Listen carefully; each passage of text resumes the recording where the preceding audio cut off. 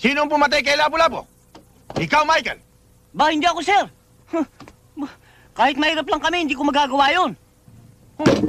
Anong kalokohan pinagsasabi mo? Ang tinatanong ko sa'yo, sino ang pumatay kay Lapu-Lapu? Hindi nga ako, sir, eh. Tarantado ka talaga, no? Gusto ko makausap ang tatay mo. I want you to bring him here. Understand? Yes, sir.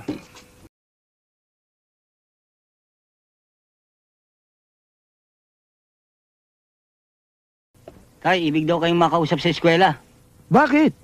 Kasi o itay, tinanong ako kung sino ang pumatay kay Lapu-Lapu. Oh. Ang sabi ko, hindi ako. Ngayon, kayo ang gustong makausap. Lagot kayo, tay. Teka! Bakit ako? Lalong hindi ako pumatay kay Lapu-Lapu. Anong malay ko ron? Itay, kayo na lang ho ang pag-asa ko. Kinakailangan sumama kayo sa akin. Dahil pag hindi kayo sumama sa akin, may expelled ako. Kinakailangan magpaliwanag kayo, itay. Kung kinakailangan magpaliwanag, edi puntahan natin. Halika. Kaya na. Sir, ito na ho tatay ko. Ano ho bang may paglilingkod ko sa inyo? Anong may paglilingkod? Kayo ang nagpatawag sa akin eh. Pinatawag?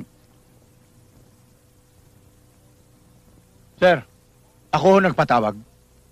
Oo nga ho, Mr. Principal. Pinagbibintangan kami na kami raw ang pumatay kay Lapu-Lapu. Kahit tingnan ninyo ang lahat ng police record, malinis kami. Wala pa kaming napapatay. Ngayon, kung ipagpipilitan ninyo na kami ang pumatay kay Lapu-Lapu, baka ngayon lang kami makapatay ng tao. And you will have a dangerous life.